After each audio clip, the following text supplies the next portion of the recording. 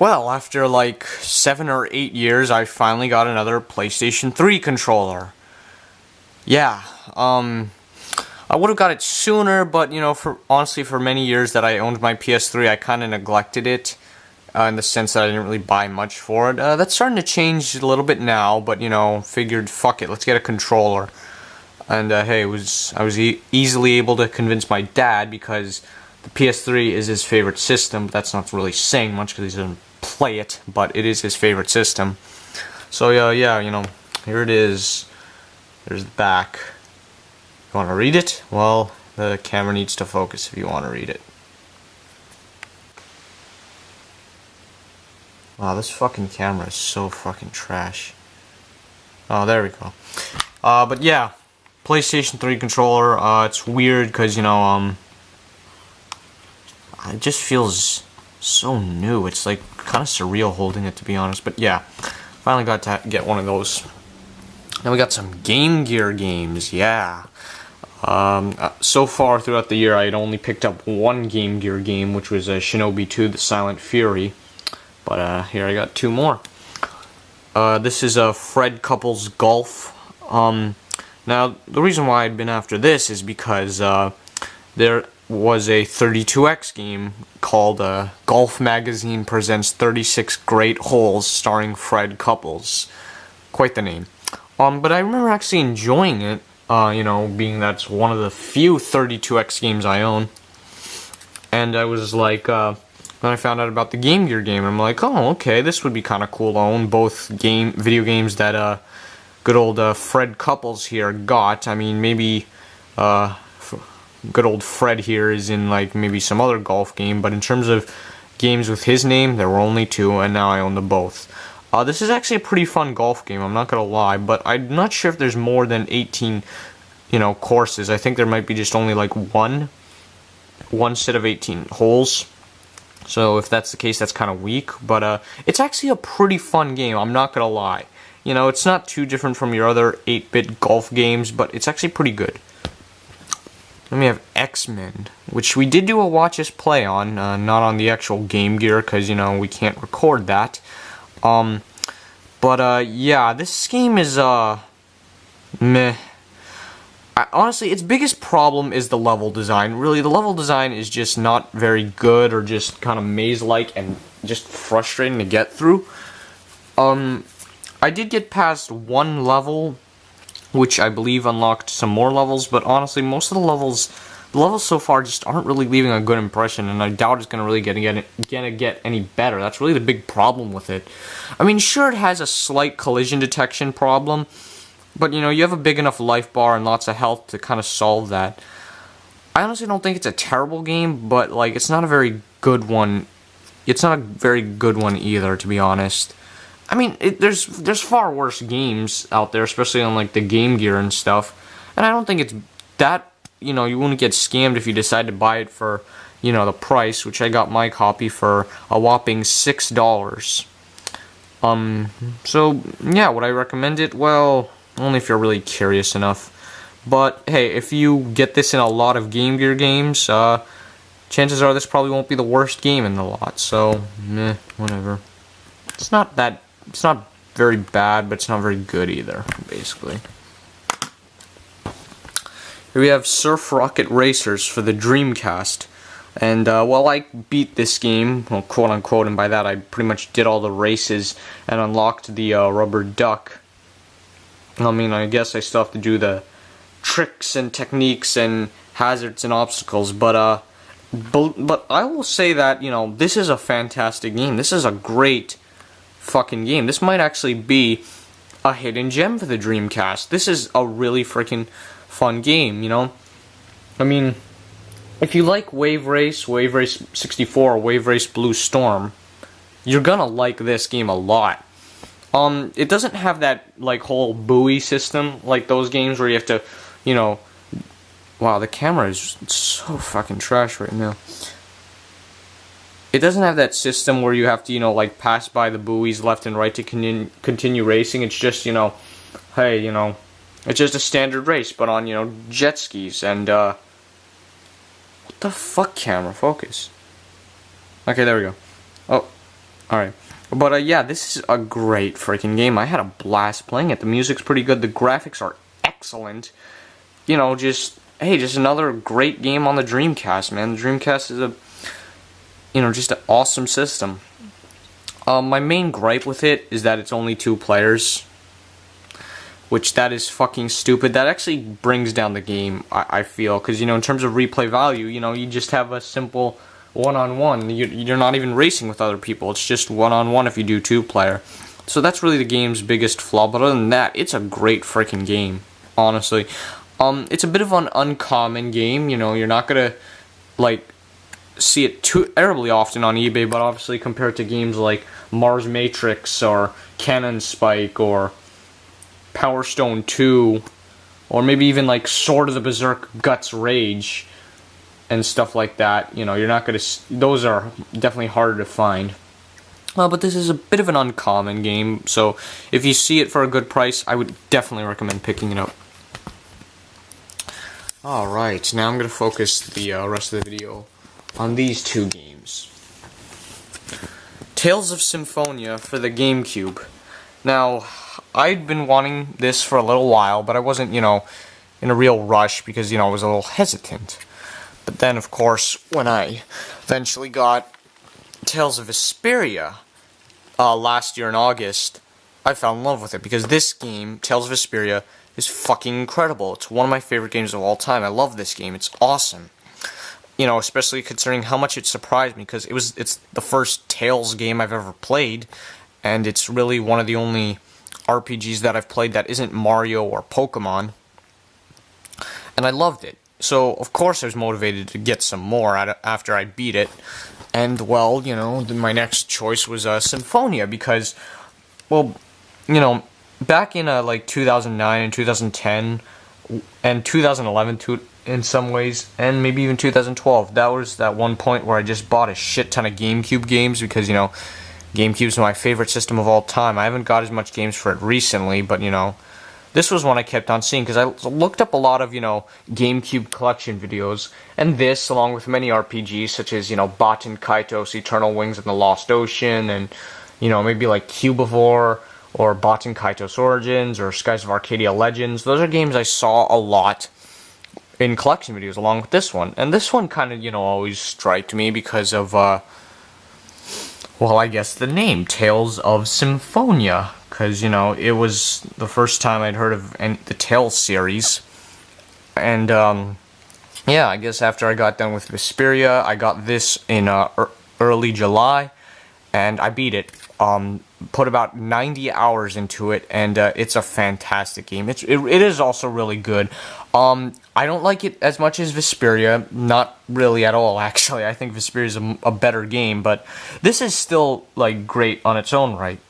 It's interesting for actually being one of, I believe, 23 GameCube games to come on 2 discs. I mean, other games did that, Tiger Woods PGA Tour 2003, or Tiger Woods PGA Tour 2004, Metal Gear Solid: The Twin Snakes, Baten Kaitos, Eternal Wings, and the Lost Ocean. I think some demo. There was a version of Mario Kart Double Dash that came with a demo disc, stuff like that. Disc 1 has a lot more game to it than Disc 2, but then again, Disc 2 has that long cutscene for the ending, which looks very nice. Which looks pretty nice, by the way. It does have some other reasons why I don't. It does have some reasons why I don't like it as much as Vesperia. The battle system is still great because I fucking love the battle system in Vesperia. It's fantastic. It's way better than turn-based or any shit like that. Like this, not only is it realistic, but it's fun as hell. And this does that for the most part. But the thing is, you can't free range. Like in Vesperia, if you hold the RT on the Xbox 360 controller, you can do free roam and stuff. Here you're kind of locked into this 2D plane, because even though the battle system is in a 3D plane, you're locked in a 2D plane. As for example, this is your character and this is the enemy. You're locked towards moving the enemy. You can jump over and stuff, but you can't go boom, attack you, stuff like that, which that's kind of annoying, but not too bad. I do like the amount of characters. Like, it does kind of have more than Vesperia. I mean, in Vesperia on the PlayStation 3, the Japan exclusive one, you know, you had 2 more additional characters. You got to play as Flynn, you know, him, which is kind of nice, although not at very particularly long moments, but you did get to play as him. And, you know, you also got to play as this other character named Patty. In Vesperia, I mean, in Symphonia, you know, you have Lloyd, Colette, Genis, Rain, Kratos, kind of with Kratos, Persea, Regal, and Zelos. You know, after Kratos, like, leaves you and stuff. Yeah, I'm looking at the back, and, you know, yeah. Now, you know, I do like that, because that gives a better chance to interact, because, you know, in Vesperia, one of your characters is Repeat, and Repeat is a cool character. You know, I like him a lot. He's a badass dog, even though he doesn't do much in terms of story-wise, but he's there. So, you know, there's definitely a nice little way to interact, although in some cases it's actually kind of like a letdown. For example, Zelos and Persea don't say really much to each other, like, at all. Like, really the only things Persea says to him is just insults, like, oh, Zelos, you're horrible. And it's like, wow, yeah, great moves, Persea. Keep it up.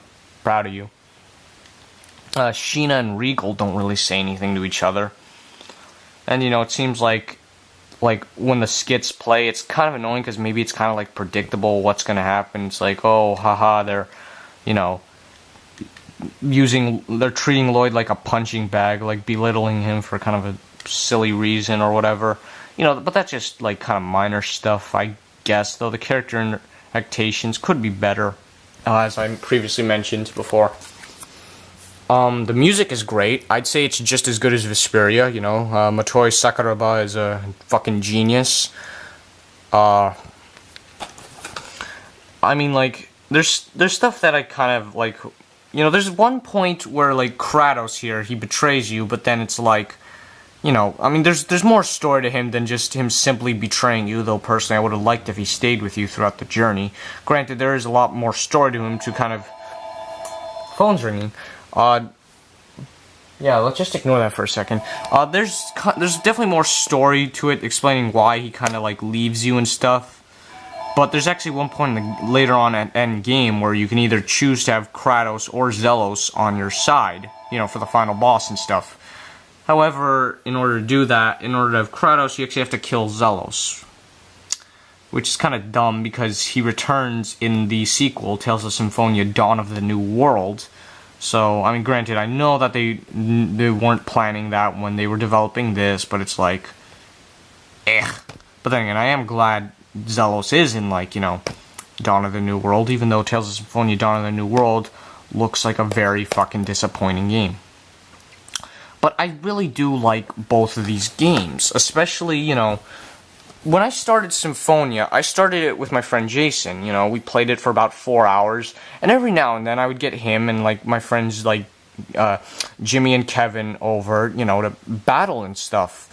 And it'd be fun, you know, we would just, you know, kind of, like, laugh at certain moments, you know, level up, defeat a boss. Like, the last time we ever got together is when it was me, Kevin, Jason, and Jimmy, and we, you know, did 4-player, and we all fought for Ceastus at the end of Disc 1, you know. And that was fun, you know. It just... These are really good fucking games, you know. And, but to be honest, I'm not sure if really any of the other Tales games are gonna, you know, captivate me. Like, you know, I don't think... Like, I don't have much interest, to be honest, in, like, Tales of Zestiria, Tales of Legendia, or Tales of the Abyss. But I am interested in Tales of Grace's F, probably. But these are really, you know, these are great fucking games, man. You know, I'm not like, you know, a lot of gamers, I'm sure, who, you know, have fond memories with playing many RPGs on the PlayStation 1, PlayStation 2, or even Super Nintendo. You know, all the memories on how they play as a battler. Oh, I'm an offensive. Oh, I'm a defensive. Oh, I remember equipping this. The oven beeps, but I'll deal with that later. Oh, I remember equipping this, you know, item to my character to, you know, do this. I mean, I'm not as detailed as that, but, you know, still, Symphonia is a great game, and so is Vesperia. I don't know, but I'm talking about Vesperia here for a comparison, you know, because, yeah, I mean, one person might think, oh, did you pick up both these games? No, but, got this back in August, got this in June. August 2015. Anyways, let's move on to the special item, the big one, right here. That's right.